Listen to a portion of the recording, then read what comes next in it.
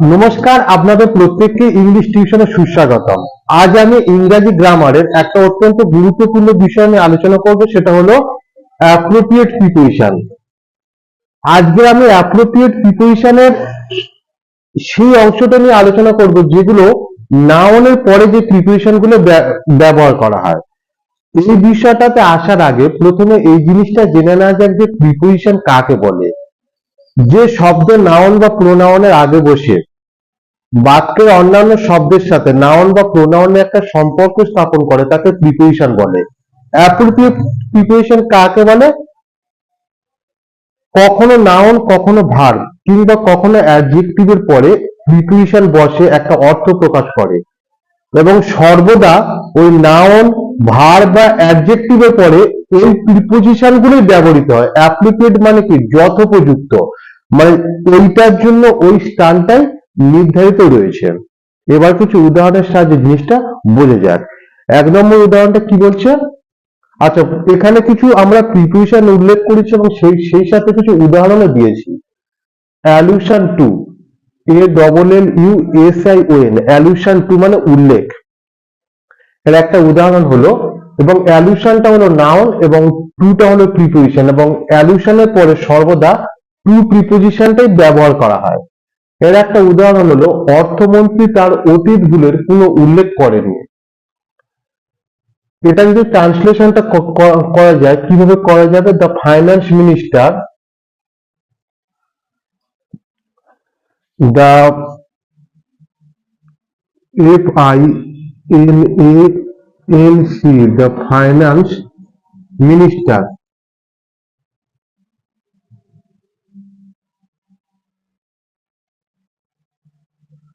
did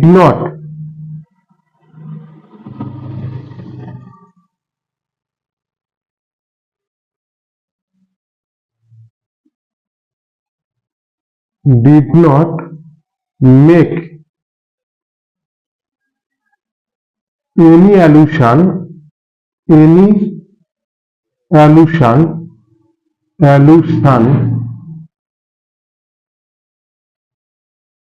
to his past mistake, mistakes মানে ভুল।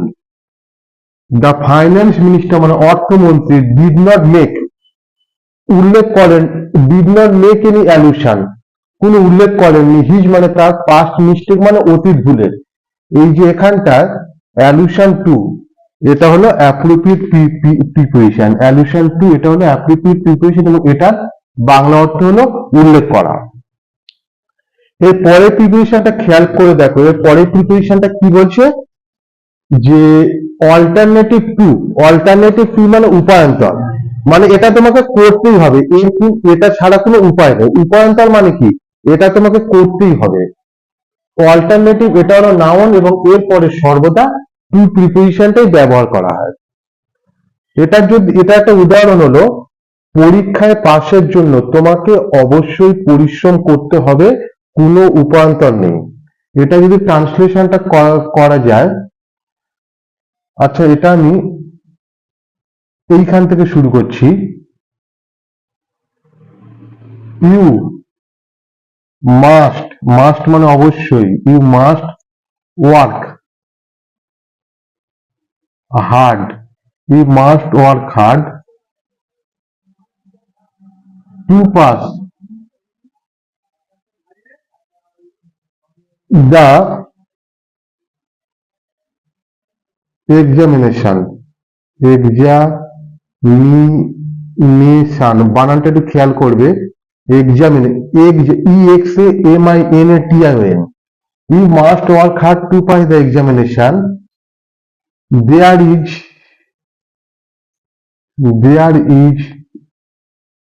no alternative, alternative, NATIV, there is no alternative to it. এই যে alternative to, এটা হলো অ্যাপ্রোপ্রিয়েট প্রিপোজিশন এবং এটা উপায়ান্তর, এর যে বাংলা অর্থ হলো উপায়ান্তর। you must work hard to pass the examination, there is no alternative to it. পরীক্ষায় পাশের জন্য তোমাকে অবশ্যই পরিশ্রম করতে হবে, এটার কোনো উপায়ান্তর নেই। এবার 3 নম্বর উদাহরণটা খেয়াল করে দেখো। 3 নম্বর উদাহরণটা বলছে অ্যালিজিয়ান্স টু এর বাংলা মানে হলো আনুগত্য। এখানে অ্যালিজিয়ান্সটা এটা হলো নাউন এবং এর পরেও সর্বদা টু প্রিপোজিশনটাই ব্যবহার করা হয়। এবং এর একটা উদাহরণ হলো তিনি রাজার প্রতি আনুগত্য দেখালেন। তিনি রাজার প্রতি আনুগত্য দেখালেন, এটা যদি ট্রান্সলেশনটা করি, হি শোড, দেখালেন মানে কি দেখিয়েছেন, SHOWED, he showed অ্যালিজিয়ান্স,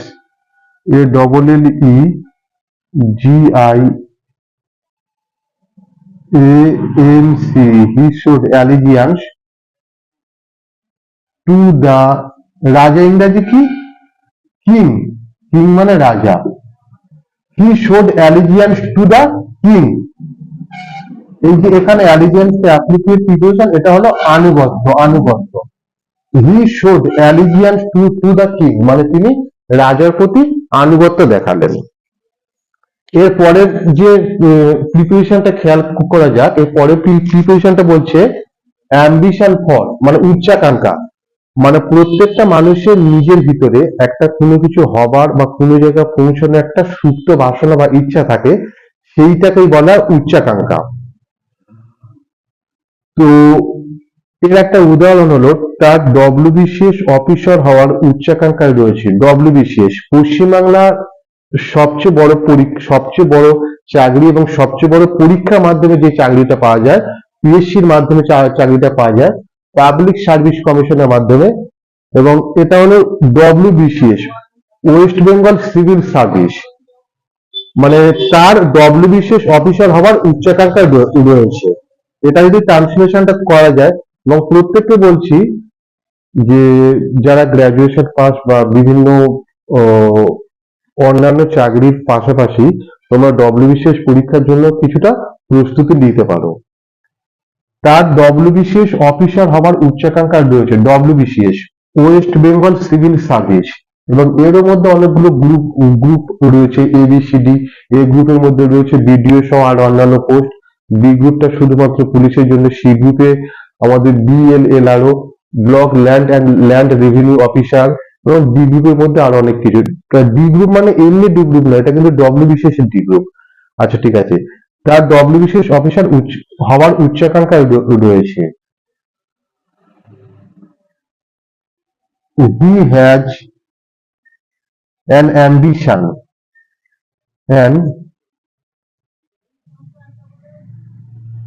has an ambition for becoming, BECOM, he has ambition for becoming a WBCS officer।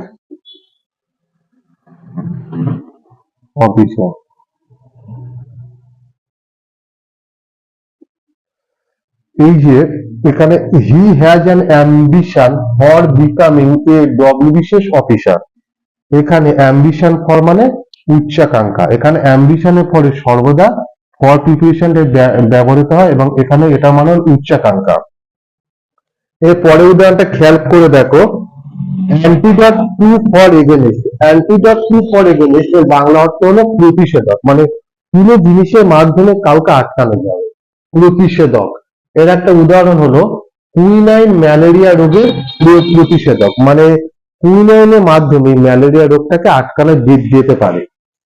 এটা যদি ট্রান্সলেশনটা যদি করি, কুইনাইন বানানটা একটু খেয়াল করি, QUININE,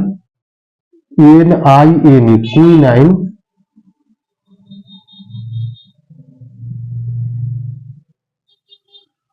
is an antidote, quinine is an antidote to for against। আচ্ছা এখানে ইজ না করে হ্যাজ করো, মানে হ্যাজটা আছে অর্থে। কুইনাইন হ্যাজ আচ্ছা আমি এটা আবার দেখি মুছে করছি এইটা।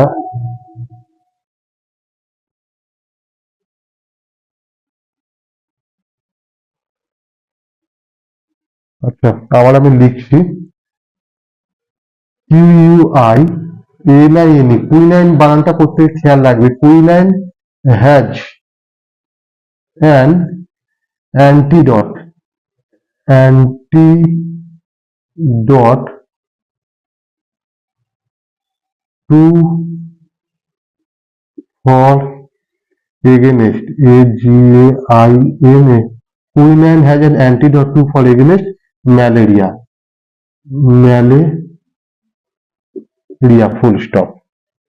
পরের 6 নম্বর উদাহরণটা খেয়াল করে দেখো, অ্যান্টিপ্যাথি টু, অ্যান্টিপ্যাথি টু মানে বিদ্বেষ, মানে কারোর প্রতি কারোর রাগ, ধনীদের প্রতি তার বিদ্বেষ আছে। এটা যদি ট্রান্সলেশনটা এটা আমি পাশে লিখে দিচ্ছি, he has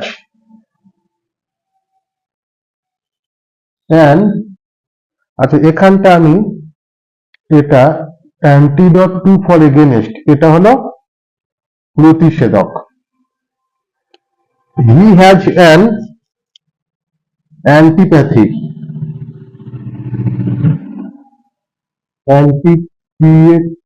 he has an antipathy to, কাদের প্রতি রাগ রয়েছে, বিদ্বেষ রয়েছে, ধনী।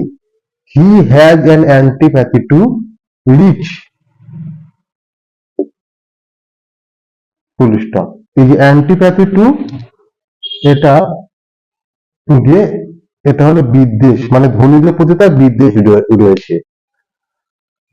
আজকের আমি অ্যাপ্রোপ্রিয়েট প্রিপারেশনের এতদূর পর্যন্ত আলোচনা করলাম। 6টা বাক্য নিয়ে 6টা অ্যাপ্রোপ্রিয়েট প্রিপারেশন নিয়ে। পরবর্তীকালে অ্যাপ্রোপ্রিয়েট প্রিপারেশন নিয়ে আরো আমি ক্লাস করব। আমাদের চ্যানেলে ভিডিও সম্পর্কে আপনাদের যদি কোনো কিছু মতামত থাকে নিচে কমেন্ট বক্সে লিখে অবশ্যই জানাবেন। ধন্যবাদ।